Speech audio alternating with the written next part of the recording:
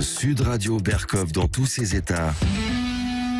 Le face-à-face. Et dans le face-à-face, tout de suite, André Berkov reçoit Michel Guéner, auteur de Après la mondialisation, édition La Cité. Vous nous appelez au 0826 300 300 pour participer à l'émission. Bonjour Michel Guéner. Bonjour. Alors Michel Guéner, vous n'y allez pas de main morte, vous dites déjà après la mondialisation, mais comment? Mais on ne parle que de cela encore, bien sûr qu'on ne dit plus qu'elle est heureuse, là. Ceux qui disaient la mondialisation est heureuse, là on ne les entend plus, ils se terrent dans leur cabinet ouaté. Mais quand même, on est toujours dans la mondialisation, enfin on en parle. Et vous ajoutez d'ailleurs le sous-titre du livre, que je recommande, on en parlera longuement, le retour à la nation. Alors c'est vraiment au cœur de toutes les discussions qu'on a eues d'ailleurs, même en France, pour ne parler que de la France, les présidentielles, législatives tournaient beaucoup autour de cela. Ouais. Mais alors, quand vous dites, Michel Guéner, d'ailleurs, je rappelle que vous avez déjà écrit, vous êtes avocat d'affaires, vous êtes écrivain, et vous avez écrit quand même, je vois, beaucoup de choses depuis quelque temps, pas seulement depuis le retour des États de 2013, mais si je lis les titres de vos précédents ouvrages, Déclin et renaissance du pouvoir, Le prince moderne, Le monde sans élite, tout ça est lié quelque part. Alors, parlons de ce livre et parlons justement de ce que veut dire aujourd'hui cette mondialisation. Si elle existe encore, à votre avis, c'est, comment dirais-je, c'est dans les mots et c'est dans les analyses, mais au fond, est-ce qu'elle est morte et enterrée? Alors, d'abord, cher André Berkov, merci de votre invitation. Non, j'analyse depuis plusieurs années comme avocat d'affaires international, j'ai vu une doxa, une culture dominante qui proclamait une mondialisation appuyée sur le néolibéralisme, et qui voulait se passer des États, marcher sur l'identité des nations, inventer une gouvernance mondiale.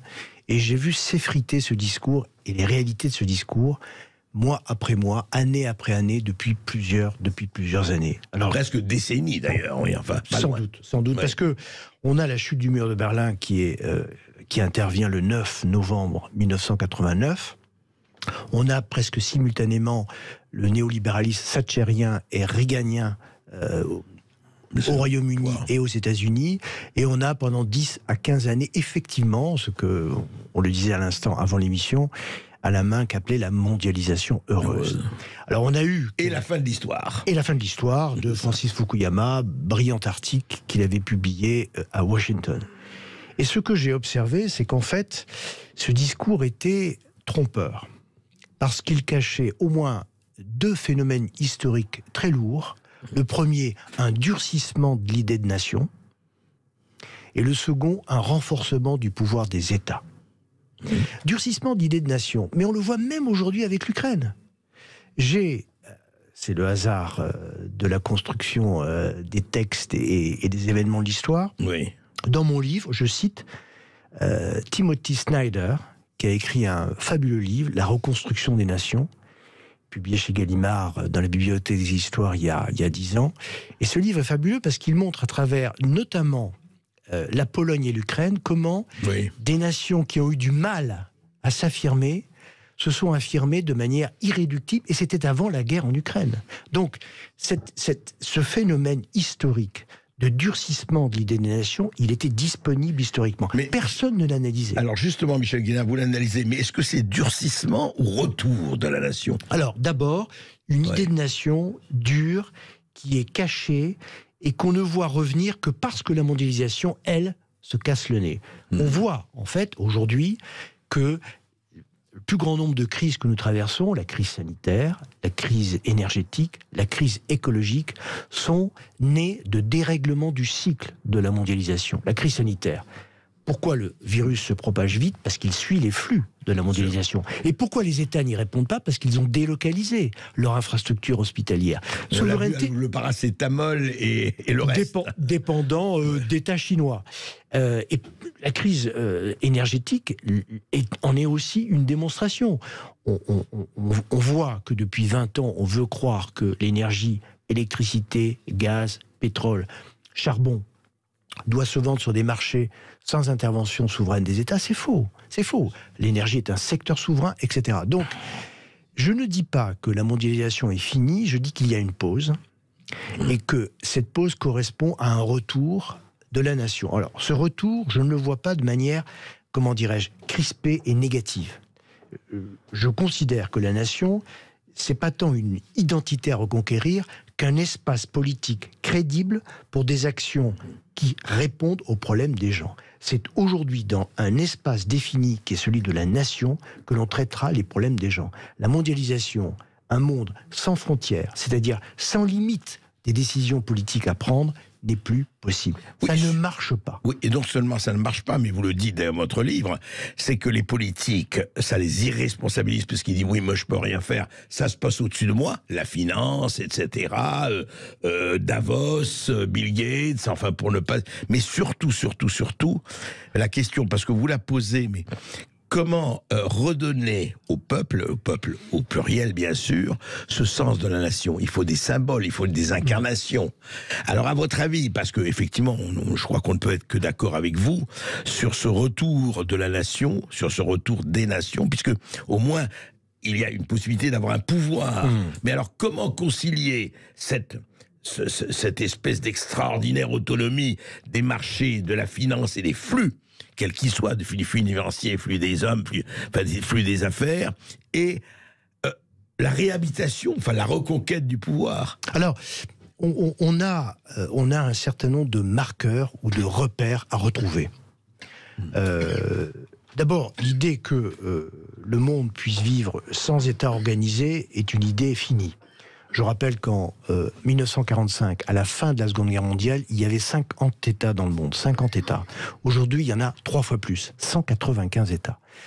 Tous ces États se reconstituent avec un État régalien, au sens propre, une nation organisée avec une organisation territoriale, mais aussi des marqueurs comme l'identité, comme la frontière, le contrôle aux frontières, etc. Donc, je pense que pour les peuples qui ont la ferme conscience que l'univers de la mondialisation a créé, au final, plus de désordre et de pauvreté que la richesse promise au démarrage du cycle, les peuples accepteront ces marqueurs. Je pense que aujourd'hui, dans tous les États du monde, si vous faites un sondage, les gens veulent retrouver un périmètre possible.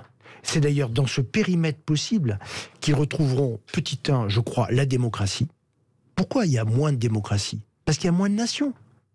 Parce que la démocratie, si vous ne la faites pas, si vous ne la vivez pas dans un espace circonscrit... Un périmètre, oui. Un périmètre, vous ne la vivez pas. Vous vivez à l'heure des réseaux sociaux qui sont effectivement de la manipulation, des discours brefs, et donc on marche sur la démocratie. Donc je pense que les peuples vont accepter, non pas un retour repli, mais un retour redémarrage à travers des repères et des marques qu'ils ont perdus pour qu'effectivement les problèmes soient réglés, je le répète, de santé, de justice, d'énergie et dans tous les secteurs de la société.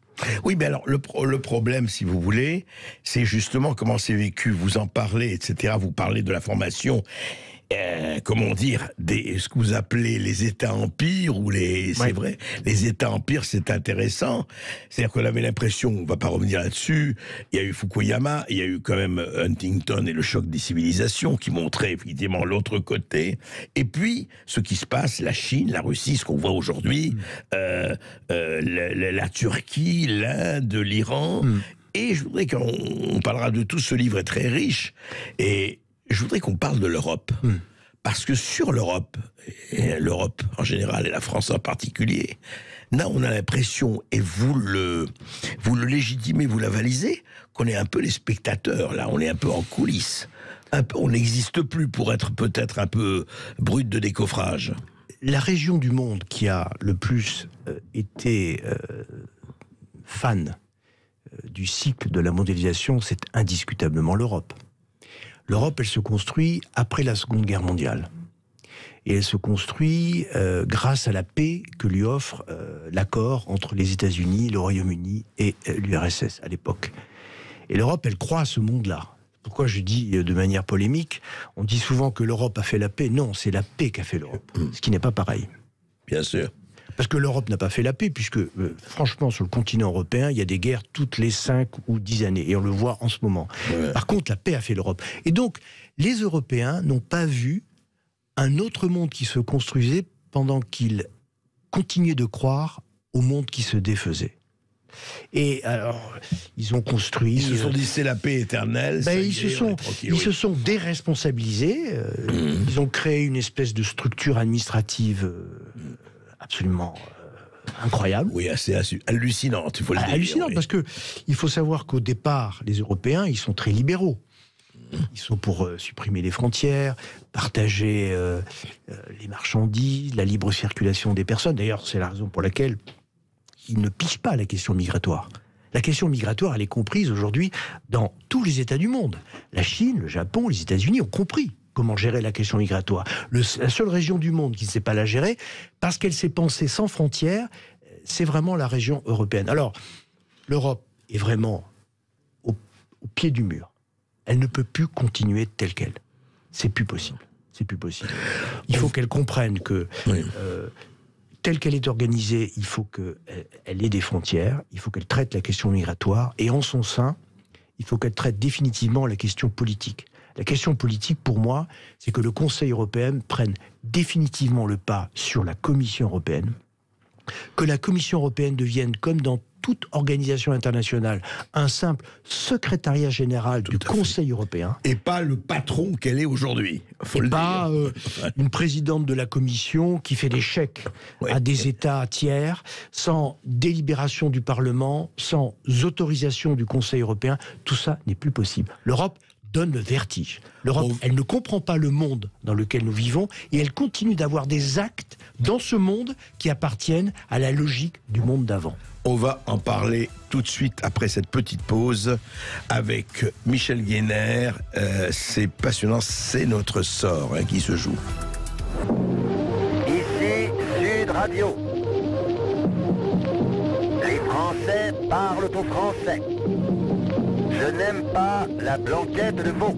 Je n'aime pas la blanquette de veau. Sud Radio Berkov dans tous ses états. Et la mondialisation, je ne vous dis pas dans quel état elle erre, comme disait Jacques Lacan. Michel Guénère, après la mondialisation, le retour à la nation, aux éditions La Cité. Mais alors, parlons un peu de votre expérience d'avocat d'affaires, Michel Guénère. C'est important, vous allez, dans le monde entier, vous avez négocié des grands accords pour des grandes, effectivement, des firmes, qu'elles soient énergétiques ou autres. Et justement, vous avez vu là que combien les nations, le traitement de ce point de vue était différent les unes des autres. En tout cas, vous pouvez peut-être parler, parce que, en fait, on est dans la mondialisation par les affaires, et en même temps, on voit que les traitements sont tout à fait à géométrie variable. Alors, si on revient à l'Europe, on s'aperçoit qu'indiscutablement, l'Europe est mal armée dans les négociations commerciales internationales. Moi, comme avocat et conseil d'entreprise, essentiellement française dans le monde entier, j'ai vu la différence de moyens entre un avocat qui défend une entreprise européenne et par exemple un avocat qui défend une entreprise américaine. Comment concrètement vous dites comment concrètement un avocat d'un cabinet américain qui vient défendre son client dans une négociation, il passe par l'ambassade, il obtient des informations. L'ambassade des États-Unis lui donne ce qu'il veut. Enfin, l'ambassade des États-Unis, elle soutient tous ses ressortissants.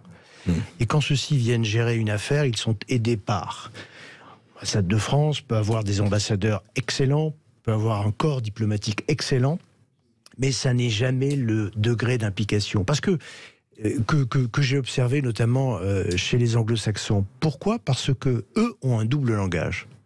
Ils promeuvent le libre-échange, mais ils soutiennent leurs intérêts nationaux.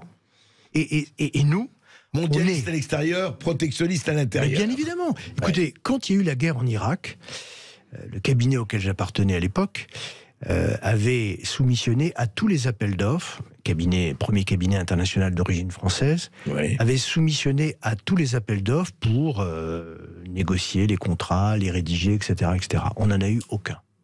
Ce sont des cabinets américains qui ont eu tous les appels d'offres pour la reconstruction des infrastructures irakiennes, depuis Istanbul. Alors, cette espèce d'angélisme européen devient à la fin très lourd.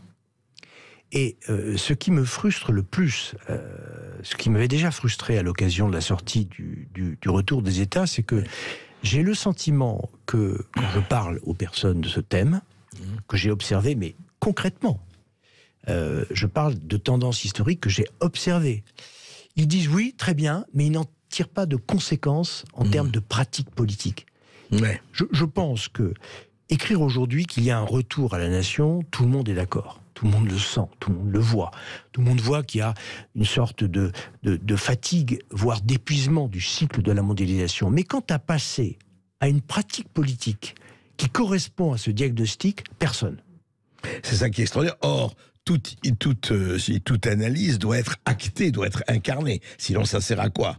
Quand les partisans du néolibéralisme américain à la fin des années 80 du siècle dernier, quand M. Fukuyama a écrit The Hand of History, il y a eu tout de suite une traduction politique.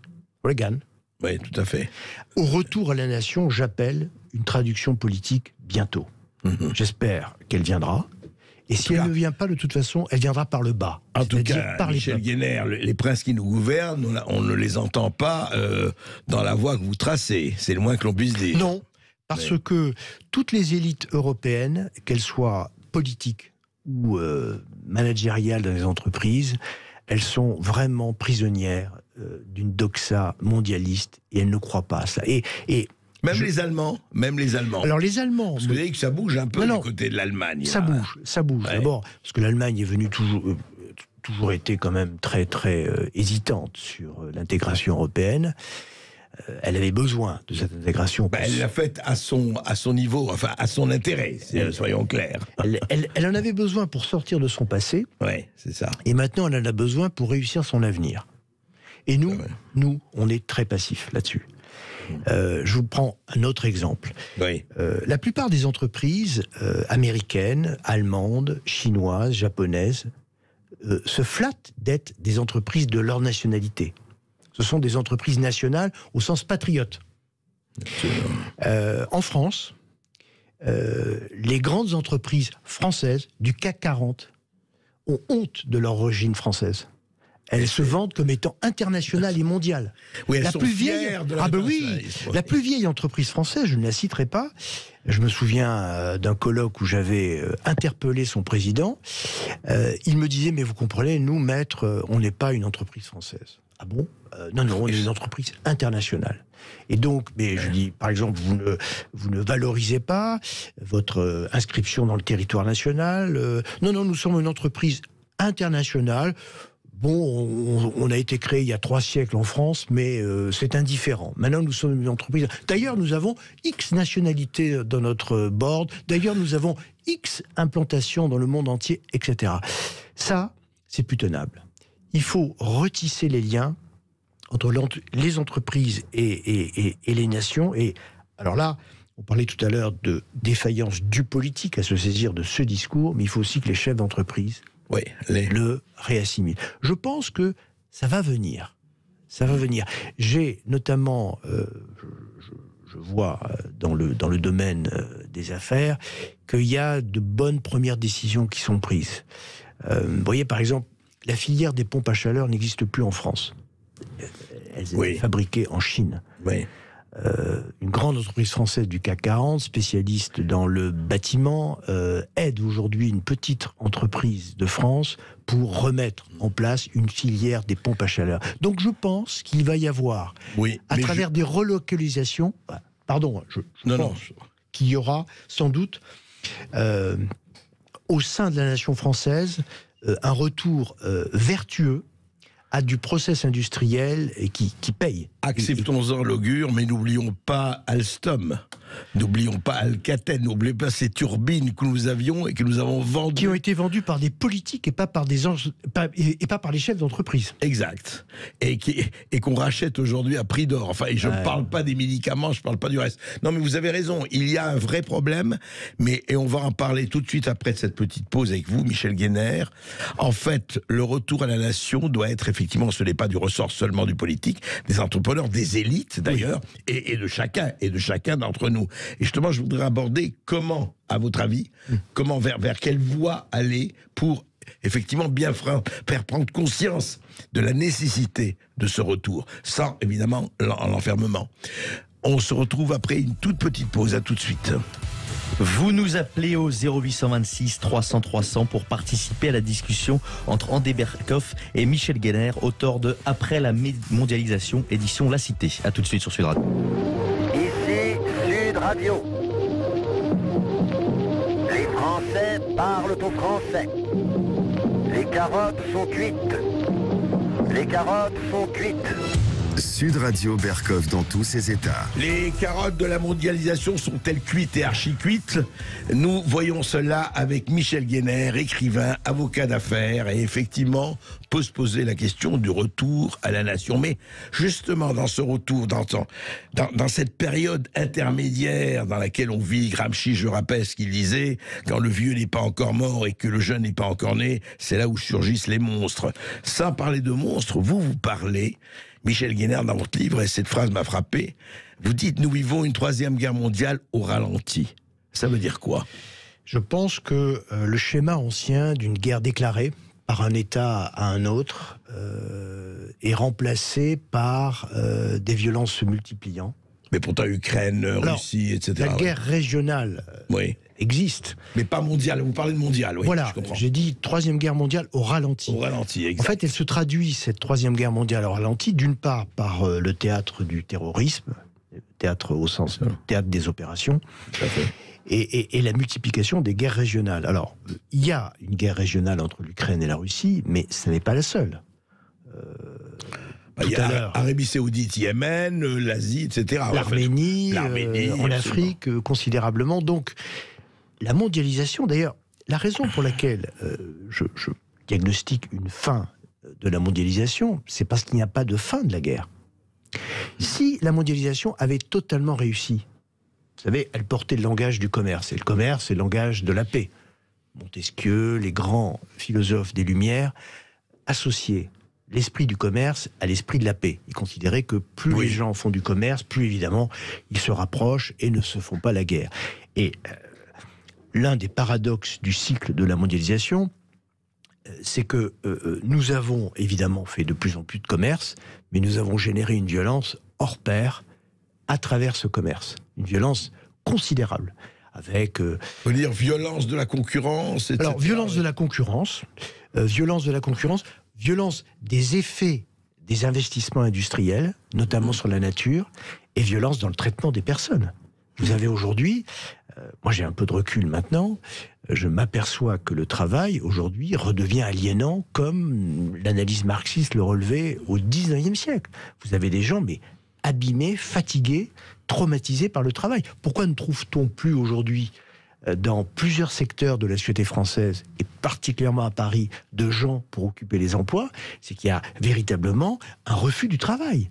Alors, ce refus du travail ne vient pas tant de ce qui aurait une espèce d'esprit socialiste généralisé et de volonté d'être subventionné. C'est faux, ça. C'est faux. Vous avez un travail qui a perdu son sens parce que, d'une manière générale, vous avez une violence qui a pris sa place dans la relation de travail. Et ça, c'est la mondialisation et la désidentité, peut-être, justement.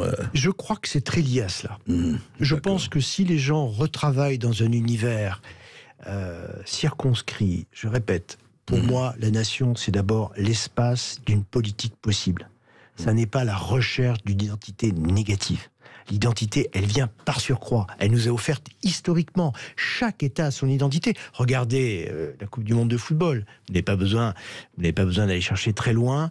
Les drapeaux, la fierté nationale et des gens qui vraiment communient à ce moment-là. Donc, franchement, l'identité n'est pas le premier combat. Le vrai combat, c'est d'accepter que la résolution des problèmes des gens se fasse dans l'espace d'une politique circonscrite possible, efficace. Pour moi, c'est celui de la nation. C'est vrai, mais moi je dirais peut-être, je dirais un bémol ou autre, c'est que pour faire passer ça à tout le monde, il y a un besoin d'identité. Si vous êtes sûr leur expliquer que vous allez être mieux dans un espace circonscrit, s'ils n'ont pas, je ne dis pas la fierté, mais quand même le sentiment d'être, d'appartenir, d'appartenance, mais, voyez, bien sûr, mais sans vous savez, se fermer, hein, vous savez, pour avancer sur ce thème, oui. Je marche sur des charbons ardents. Oui. Si je dis tout de suite le retour à la nation a vrai, la nation est juste, patriote, nationaliste, anti-migratoire, etc. Donc j'essaye. Là, vous êtes assigné à résidence, c'est ça. Voilà.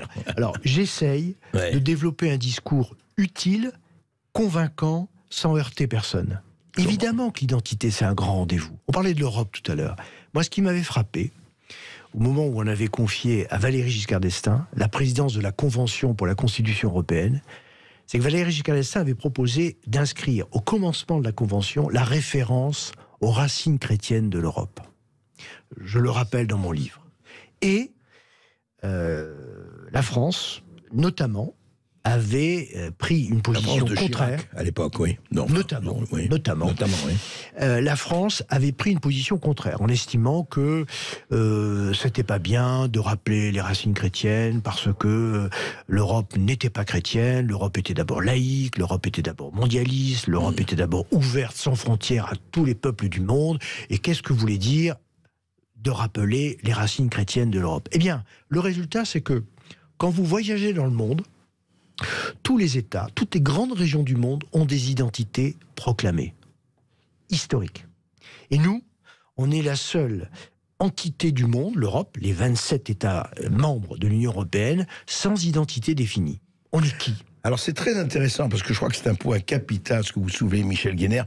En tant que dans votre métier d'avocat d'affaires, quand vous discutez avec les avocats ou les entrepreneurs ou les hommes d'affaires ou d'autres pays, vous sentez leur identité? Je parle de ceux qui sont Amérique, Chinois, Russes ou autres. Enfin. Mais évidemment, évidemment, c'est une autre supercherie de la mondialisation.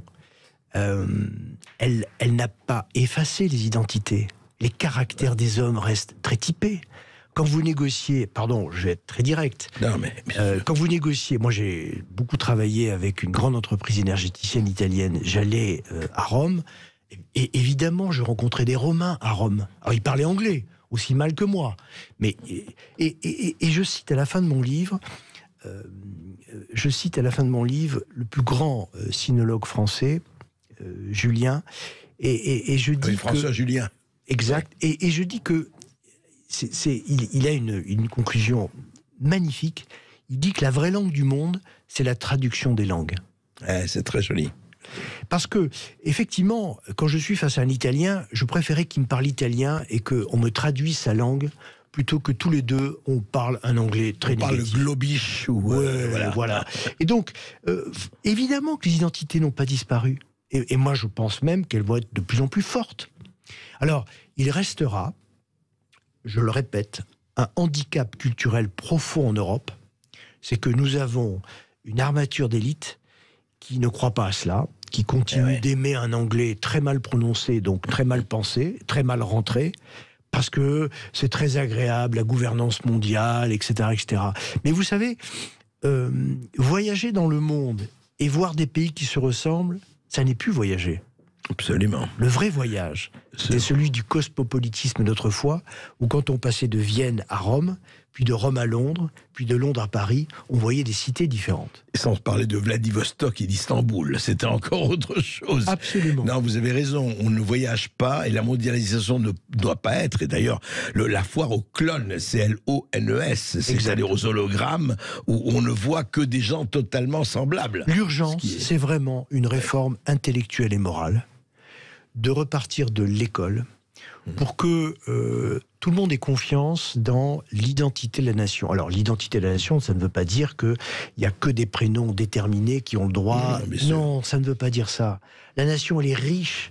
Je répète que les grands joueurs du football français, Raymond Kopa, Michel Platini, Zinedine Zidane, ont été des enrichissements de la nation française. L'identité française, elle ne se définit pas dans un quartier déterminé, bourgeois. Je veux dire, ce n'est pas seulement les Gaulois. Non, mais non. Ou pas. Mais non, évidemment que non. Mais... Par contre, cette identité, une fois qu'on l'a bien définie, évidemment, les gens qui sont dans la nation y adhèrent. Voilà, l'assument et en sont fiers. Enfin, en tout cas, en sont plutôt satisfaits. Et là, il n'y a pas de discussion, il n'y a pas de happening constant sur est-ce que tu es national ou tu n'es pas national, etc. L'idée, c'est qu'il faut traiter les problèmes des gens, redonner de la richesse au pays, la partager entre les gens de ce pays, et ne pas la donner à l'extérieur, au nom d'une gouvernance mondiale qui n'a plus aucun sens. C'est pas mal, oui. Qui n'a plus aucun sens. Des grands sens. cadeaux un peu partout. Qui n'a plus aucun sens. Donc, c'est ça qu'il faut faire. Alors, évidemment, c'est un débat difficile. Moi, j'espère. C'est le vœu profond que je formule après avoir écrit ce livre. C'est de trouver une pratique politique qui y correspond. Voilà. Eh bien, peut-être que vous entrerez en politique, Michel Guénère. On ne sait jamais. Lucien, je crois que nos éditeurs nous attendent. En tout cas, on les attend. C'est votre moment. Vous nous appelez au 0826 300 300 pour participer à la discussion. Mais on accueille tout de suite Jocelyn de Lyon. Bonjour Jocelyn. Bonjour Jocelyn. Bonjour André, bonjour Michel. Déjà, je suis ravi de pouvoir échanger avec vous aujourd'hui et j'apprécie vraiment ce que vous faites. L'introduction avec Radio Londres, vraiment, je suis fan. Je vous appelais pour parler du sujet de la mondialisation. La mondialisation dérange que depuis quelques années. Quand on revient il y a 10 ans, 20 ans en arrière, si on était contre la mondialisation, au mieux on était communiste, au pire on était terroriste. Et aujourd'hui, la mondialisation dérange. Alors c'est vrai qu'on a exporté une partie de notre industrie idiote et c'est vrai que pour fabriquer des petits bouts de plastique, par exemple, c'est toujours mieux de le fabriquer à bas coût, mais par contre on a aussi exporté notre innovation. Maintenant on voit que dans la 5G, c'est les Chinois qui sont les plus innovants. On a exporté notre industrie à haute valeur ajoutée. Vous parliez du paracétamol, un produit de Sanofi Pasteur, le fameux Doliprane, qui était une des fiertés nationales, et aujourd'hui on voit qu'on le produit même plus en France et que Sanofi nous a même pas sorti un vaccin pendant le Covid, malgré les polémiques qu'il y a sur le vaccin, on n'a même pas réussi à faire ça. Donc on a vendu notre souveraineté, on a vendu notre innovation. Et je sais que quand un pays ou un espace civilisationnel rate une innovation, il peut très rapidement être plongé dans le tiers-monde. Je prends l'exemple de la Chine qui existe depuis la Chine des Han depuis moins 800. Ils ont raté la machine à vapeur, ils ont été projetés 200 ans dans le tiers-monde. Aujourd'hui, on prend le risque de perdre cette innovation et sur le court terme, j'ai l'impression que c'est pas possible de réindustrialiser la France. On a une monnaie faible, donc difficile de réindustrialiser avec une monnaie faible. Et en plus de ça, toutes nos compétences sont parties. Vous parliez d'Alstom, c'est l'exemple parfait pour dire que ça va être dur de réintégrer nos usines et notre savoir-faire en France, au moins sur les métiers à haute valeur ajoutée. Alors justement, Michel Guénère. Franchement, votre intervention est exceptionnelle. Elle est pleine de rigueur et de lucidité. Je reste confiant malgré tout. Je reprends l'exemple de la filière des pompes à chaleur.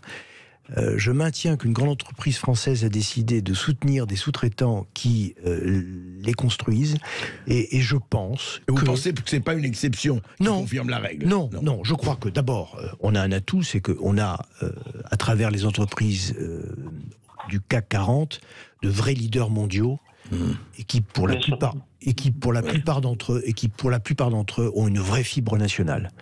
Ils aiment aller en vacances en Bretagne, sur la Côte d'Azur. Donc c'est pas les mêmes dans qui vous disaient, nous on est une entreprise mondiale. Non, ceux-là, ils ont un peu été égarés. D'ailleurs, ils sont souvent plus âgés que d'autres qui arrivent. Non, je crois que on a tous à comprendre que la nation doit faire comme au rugby un pack, et il faut que chacun s'entraide. Donc franchement, vous avez raison. On a beaucoup trop vendu, donné de manière angélique. On n'y revient pas, mais maintenant, reconstruisons les choses. On peut le faire et on doit le faire. Ça a provoqué de l'inflation. Non. De toute façon, comment dirais-je, le retour à la nation, ou le retour à des filières au sein de la nation, dans l'industrie, dans l'agriculture, dans les services, provoquera, comme on dit en économie, de la disruption. Il y aura forcément des éléments de rupture. Mais il faut passer par cette phase de transition. Il y a une création, il y a un chaos positif. Voilà, il faut passer par cette phase de transition. Il faut remettre en place. Et franchement, moi je préfère du quoi qu'il en coûte d'accueil de filières à reconstruire en France que du quoi qu'il en coûte donné à des États tiers. Merci Jocelyn. Lucien, est-ce que... Petite page de pub, après Oui, on retrouve toujours, nos auditeurs, on retrouvera toujours. César de Bayonne et vous continuez de nous appeler au 0826 300 300. On vous attend sur Sud Radio. Ici Sud Radio. Les Français parlent au français. Je n'aime pas la blanquette de veau. Je n'aime pas la blanquette de veau. Sud Radio Berkov dans tous ses états. Nous sommes toujours avec Michel Guéner, auteur de Après la mondialisation, édition La Cité. Et vous continuez de nous appeler au 0826 300 300 pour participer à la discussion. Et on accueille tout de suite César de Bayonne. Bonjour César. Bonjour César. Bonjour. Oui, bonjour André Berkoff et bonjour Michel Guéner. On vous écoute Alors- César. Alors je vais partager un point de vue, puis vous direz ce que vous en pensez. Allez-y. Alors, de ce que j'ai observé dans ma vie, parce que je m'intéresse vraiment à ces sujets-là, la vie est un équilibre. Et bien sûr que personne ne voudrait tomber dans un nationalisme radical comme du temps d'Hitler, en disant que notre pays c'est le meilleur du monde et que bien les sûr. autres sont des mauvais pays, Non. enfin ce genre de trucs-là. On est Mais bien personne d'accord. évidemment voudrait tomber dans un gouvernement mondial où tout serait régi à l'image d'Ursula von der Leyen ou celle qui gouvernerait tout alors qu'elle n'a même pas été élue par les Européens, mais peu importe. Il y a une phrase magnifique qui a été écrite il y a 2500 ans par le taoïste Lao Tzu. Ouais. Et donc elle est magnifique, elle dit, ça parle vraiment, je trouve, de la protection des pays et des territoires. Cette phrase, elle dit, le ciel et la terre sont éternels parce qu'ils ne vivent pas que pour eux-mêmes. Et je pense que ça résume vraiment cette idée ça résume vraiment cette idée d'équilibre dans lequel je voudrais parler. Oui, bien sûr, aux nations, ça procure évidemment le plaisir de parler une langue originale, le plaisir de découvrir peut-être sa monnaie un jour, parce que toutes les grandes puissances ont leur propre monnaie. Je comprends même pas pourquoi on n'a pas notre monnaie nationale si on veut faire des choses grandioses. Et aussi le plaisir d'innover. La diversité des pays permet, tiens, en Suisse ils font ça, Bien sûr. tiens, en Belgique ils font ça, La on peut voir ce qu'ils font. stimulation, l'émulation, etc. Voilà, bien sûr. voilà, la diversité permet finalement la meilleure vérité pour tous. Parce que quand on voit tous les pays faire des choses, eh ben on dit tiens, dans tel pays ils font ça, peut-être je peux faire la même chose chez moi, etc., etc. Donc bien sûr que le concept de nation permet la diversité et c'est très important cette diversité, comme je vous ai dit, pour la vérité. Mais par contre, ce que je voulais dire, c'est dans cette phrase, le ciel et la terre sont éternels parce qu'ils ne vivent pas que pour eux-mêmes. Il ne faut pas oublier que dans un monde économique, il y a des gagnants et des perdants. Et je pense qu'il ne faut jamais oublier, et c'est le seul avantage que je trouve de l'Union européenne, c'est ce principe de charité. Les pays font de la charité les uns envers les autres, surtout ceux qui sont les plus défavorisés. Et je pense que c'est ça qu'il faut qu'on fasse, qu'on intègre cette sagesse de charité, parce que ça permettra à tous les pays de gagner de la confiance les uns envers les autres. Et si la confiance est gagnée pour ce siècle et pour les siècles qui viennent, alors on pourra mettre en place des choses sans être obligé d'être régi par des gens comme Ursula von der Leyen, parce qu'on aura gagné de la sagesse. Voilà, c'est ça que je voulais dire. D'accord, ok César, mais effectivement, est-ce que le modèle caritatif joue là, Michel Guéner? Alors, deux choses. D'abord, mille merci une nouvelle fois. Après Sylvain, César, c'est vraiment une intervention de grande qualité. Vous avez cité Lao Tzu. Je vais faire quelque chose d'absolument immonde. Je m'en excuse par avance. Je vais me citer. L'avant-dernière phrase de mon essai, c'est « La nation est la base, le monde est une chance ». Alors pourquoi je vous le cite? Parce que, pardon, mille excuses encore une fois, c'est pas bien ce que j'ai fait là. Mais Mais pourquoi je vous le dis? Parce que c'est vraiment mon état d'esprit. Moi, je ne pense pas que la nation est la base et c'est tout. Et je pense que le monde reste une chance. C'est-à-dire que la rencontre et tout ce qui est à travers le monde, le développement de soi-même, le dépassement de soi-même, ça doit rester, c'est évident. Simplement, tel qu'il a été organisé et tel qu'il est encore vendu, ce monde-là, il prive les hommes de leur vérité et de leur liberté. Quant à la charité, sur ce dernier sujet, on n'a pas besoin d'une administration européenne pour être charitable. Les nations, si elles sont commandées, dirigées, pilotées par des hommes éduqués, pas de difficulté, vous savez. Je dirais pas comment moi, avec mon ménage, j'aide énormément de fondations, etc. Ça me regarde. Mais ce que je veux dire, c'est que à l'échelle de soi-même, avec une éducation, on est beaucoup plus charitable que. D'ailleurs, la dame dont vous parlez, qui est à la tête de la Commission européenne, quand elle fait des chèques, cher monsieur, c'est pas sur ses fonds personnels. Ben, c'est clair, c'est le moins que l'on puisse dire. Tout à En tout fait. cas, merci de votre intervention, César. Merci. Moi, j'ai une question à vous poser par rapport à cela, effectivement.